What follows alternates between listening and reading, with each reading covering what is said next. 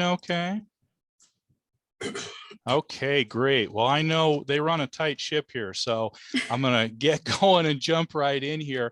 I am Colin Croft. I'm a Nebraska master naturalist, and I'm totally an amateur. My naturalist knowledge is like the Great Platte River, fairly wide, but often way too shallow, as I discover every day. But I enjoy doing it, and that's the main reason I do what I do with what I'll share today, hopefully. During my day job, I'm a humanities instructor at WNCC in Scotts Bluff and Gearing.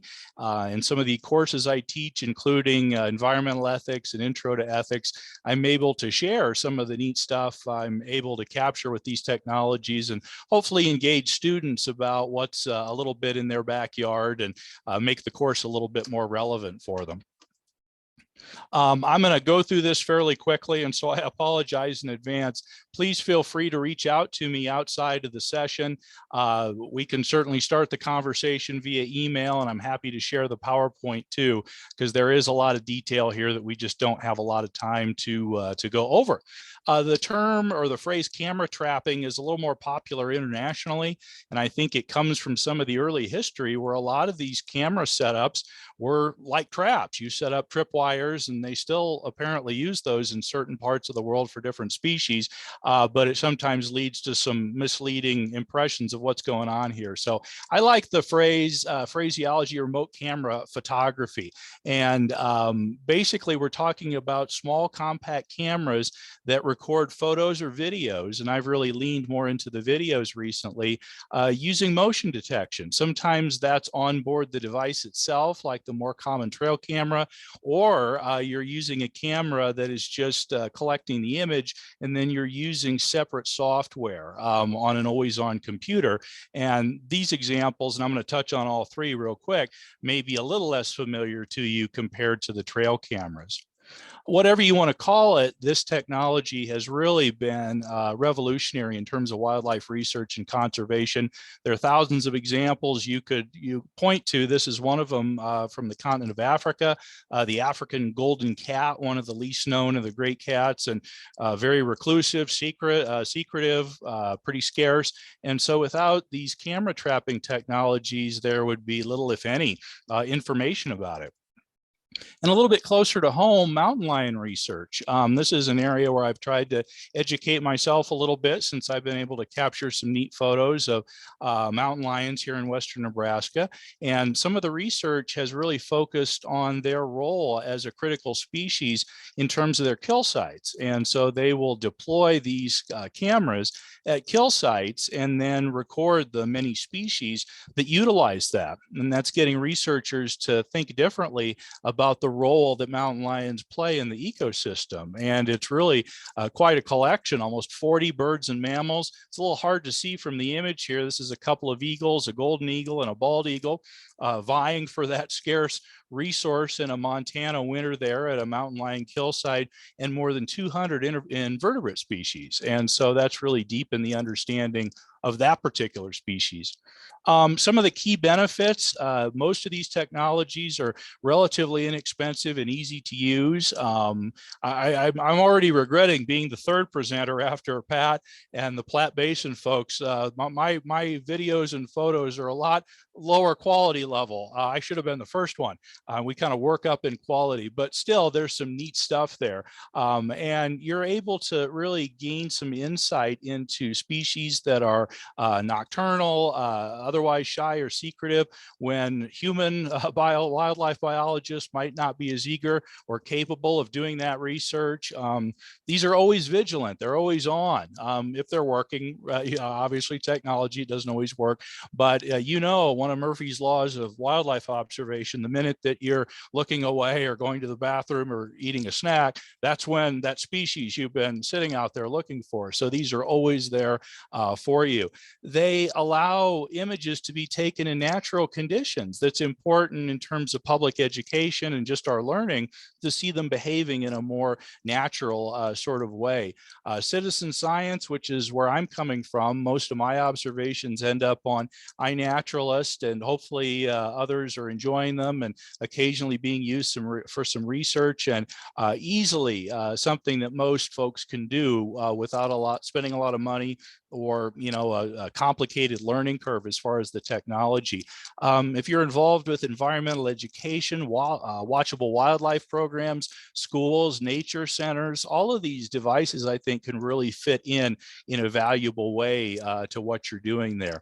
And it's just exciting and fun. It's always sort of when you go out into the field and get a remote camera, or if you've got one that's pumping images into your home computer, it's always like coming. Christmas is every day. Now Christmas might be a bunch of false images too, but most of the time you get something unexpected, and it really keeps you coming back in addition to all the other benefits.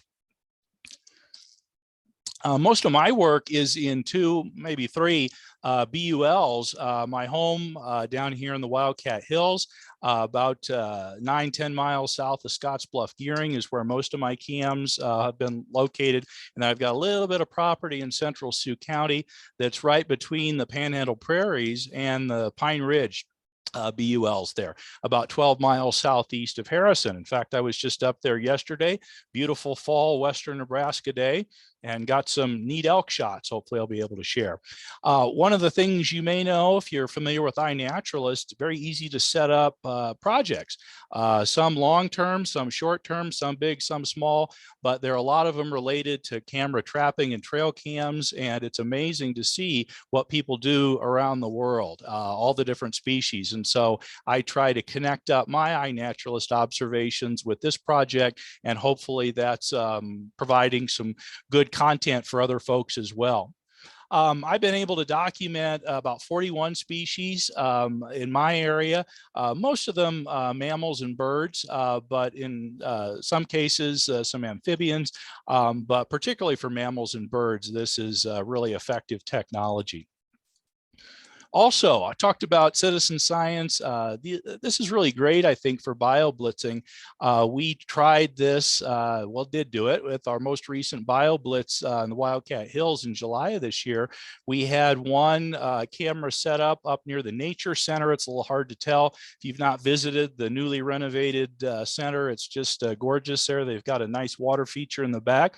And then we set one up down the hill a little bit, and works well for a 2-day BioBlitz. The first day you have a little presentation, something like this, to your participants. You talk a little bit about the remote cameras, and then you go set one out, maybe get some of the kids to brainstorm on what might be a good place.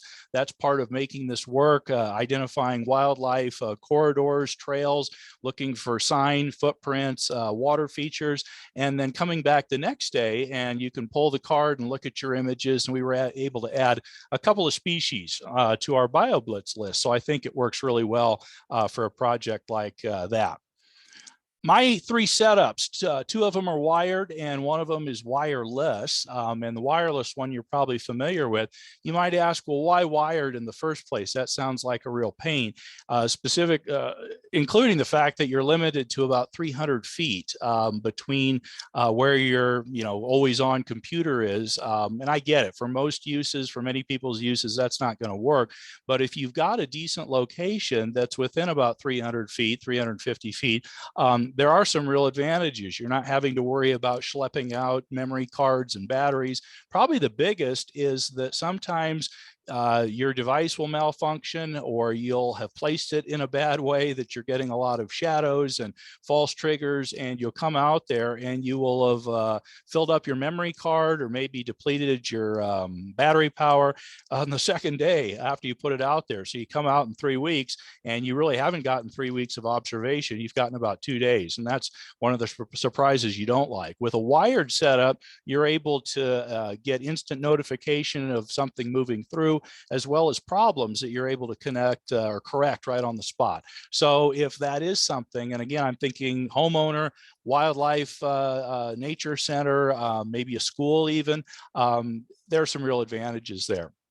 So my first setup that I tend to use for bird feeders, including hummer feeders, and then in the winter, I'll switch over to a Squirrel Buster Peanut or something like that. Simple USB camera, and you can see my high-tech weatherproof housing here that I think I made out of an iced tea container, but these are surprisingly weatherproof. They last a couple of years. And again, we're not talking about expensive devices.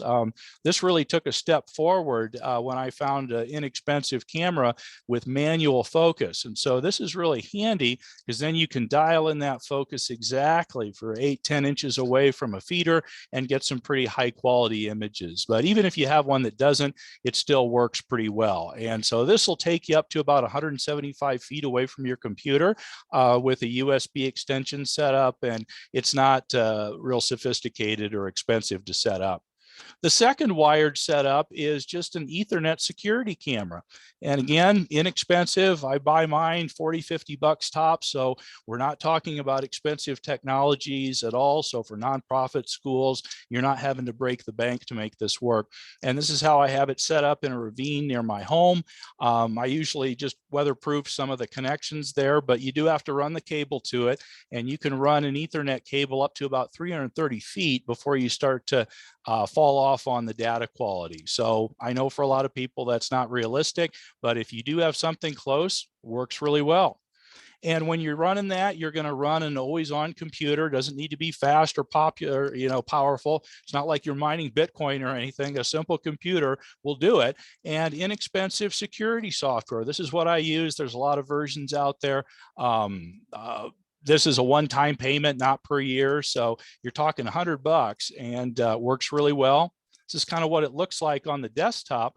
And the powerful thing about it, or one of the powerful things, is you're really able to be specific about your motion zone and minimize the amount of false triggers there. And so compared to a trail camera where it's often, unless you've got a really fancy expensive version where you can see it on your phone or a tablet and know exactly where it's aimed at, it's really hard to be that precise. And so here, very easy to do.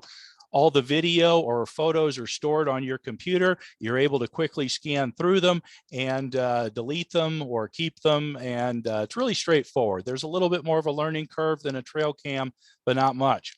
Some examples of observations. This is a mountain chickadee. Was able to get on the USB camera a couple of years ago. This is a rare but somewhat regular visitor to Scottsbluff County. And you might luck out and just be looking out the window and see it, but this way it's always there. And when I see it, then I can make an extra effort to get the binocs out and try to see one in the flesh rather than just the camera. The red crossbill, entertaining gregarious species that's always fun to watch. But hummingbirds are really where this has been an advantage for me. This is a broad-tailed hummingbird having not much fun with a late May snowstorm a couple of years ago.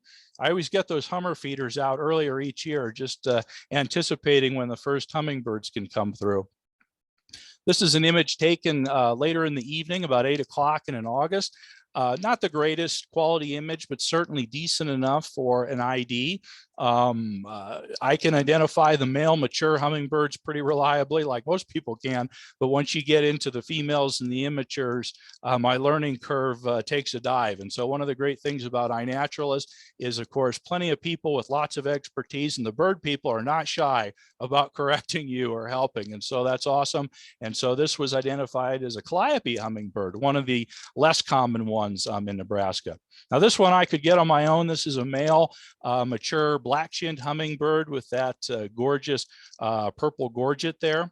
And just to give you an idea of the quality of the video, and hopefully you'll be able to see this on your end once it loads here. So again, we're talking a $35, $40 USB camera. And it's not going to make the a National Geographic documentary, but hey, it works just fine for this and very reliable.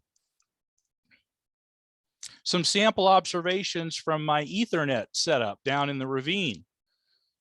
This is a Cooper's hawk getting a little drink. This is a water feature that I put in that's not quite finished, just some pond liner there. Water features are great places to put these sorts of remote cameras for obvious reasons. Probably the best sightings I have on my property are where I've either installed or using some water features. Here is a juvenile eastern screech owl, or I assume it's eastern screech. Still a little bit clumsy trying to find its way in the world. And again, nice quality from a $40 Ethernet camera.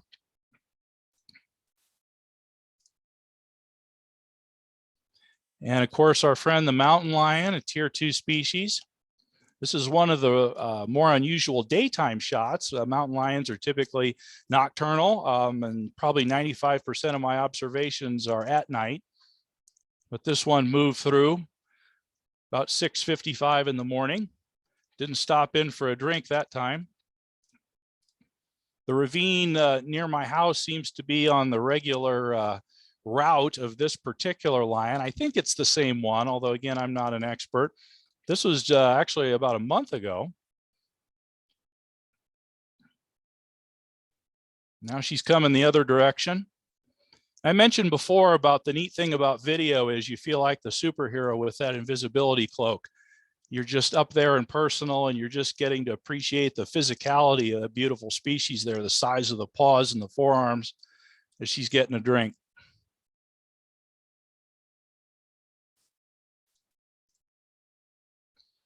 Photos or video? That's always a good question. Video chews up a lot more energy and memory, but if a photo's worth 10,000 words or whatever it is, a video is always much better. This is kind of a neat photo under any circumstances. This is that same cat, I believe, but the video just gives you another element of realism and behavior.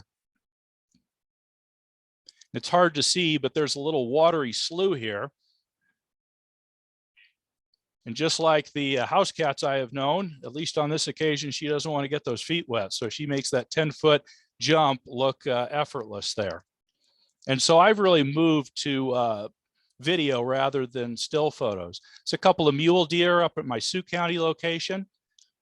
Kind of a rough photo, but as a video, you get the young ones playing around, or sure seems to me, at the risk of anthropomorphizing, the parents, as they often do, looking on, doing their thing.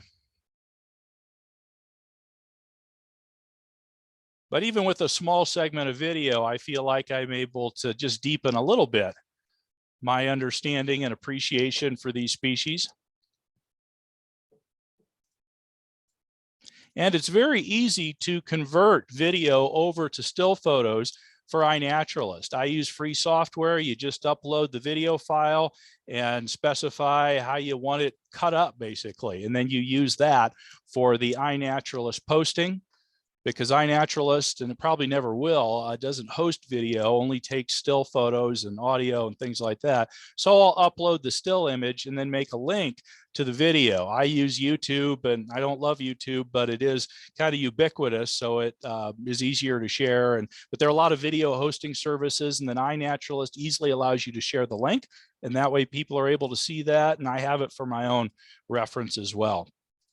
Third setup, the one you're most likely familiar with, and you probably used, the famous trail camera there. And this crazy looking thing is sort of my setup that I've developed over the years that works well for my purposes. Here it is set up in a ravine near the house, kind of hard to see, but it's a freestanding setup. There are a lot of details here that I really don't have time to go over, but I would just emphasize, do your homework and perhaps buy from a place where you can do a hassle-free return, because some of the features that you may end up using may not be obvious at first, but certainly get as much memory capacity as you can. You'll be surprised, particularly if you're recording videos, how quickly you will use that. Warranty, external power, things like that. I've not found a big difference between the more expensive no-glow cameras and the variety that I use that's kind of an entry level, but others, your mileage may vary, as you say.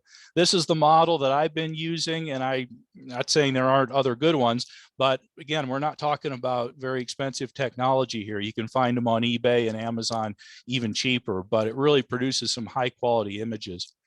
My setup uses, and someone on YouTube had done a version of this, an ammo box or a tackle box, and then I mount some sort of post on here so that I can adjust the height of the camera. I'm not just focusing like, say, mammal hunters would be on mammals, so I usually get it down fairly low, which may mean sometimes I'm just getting big mammal legs, but I also pick up birds and other things that other people might miss. So very easy to do. It also provides a handy little carrying case in the field, so you're not juggling around different pieces of equipment. It weatherproofs things. Inside of mine, I tend to run external power, so 12-volt lithium battery, which tends to behave better in cold temperatures, colder temperatures, and then weighting it down. I discovered that after a few curious raccoons had some fun wrestling with my equipment. Sometimes we just have a couple minutes. Okay, I'll try to wrap it up. Sorry. Tree mounts I will sometimes use if it's in a particularly good location, but I'll still sometimes use the remote box there for battery and other storage. Sometimes where it's real windy, I'll add a little stability there. This is my Sioux County setup when I was trying to go for some swift foxes. Didn't have any luck, but I know they are in the area. But one of the Nebraska researchers used a little bait stick with some skunk scent. Not sure why, but I tried some of that out. I got some other curious animals, but no swift foxes. So a couple of observations to wrap things up from my trail cams. This is one from about 10 days ago up in Sioux County. You've got a cow and a juvenile elk. Juvenile will come through here shortly. My understanding is Nebraska Game and Parks is about ready to embark on a fairly ambitious elk study with over 300 cameras, which will be neat to see and to build our research on. So you can see the really high quality video from a fairly inexpensive trail camera. The bobcat, which is the namesake for the Wildcat Hills. Always fun to watch them. They're always on a mission. Beautiful animal.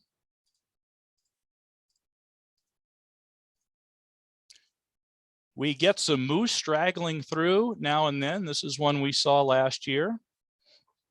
Same ravine, but another water feature up a little bit. Very observant animal in terms of the trail cameras. I usually don't see many examples where they bother them, but a lot of species, they pick up on the smell. They definitely know they're there, but they will still continue on their way.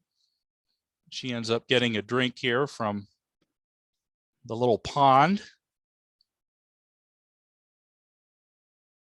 These cameras do record audio. It's not real great quality, but you can pick up a little bit here and there, but it's primarily for the video quality.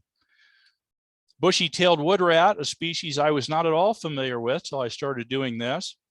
And one of the things that a trail cam image can do is to motivate you to go do your research and discover a new species. Here's another tier 2 species.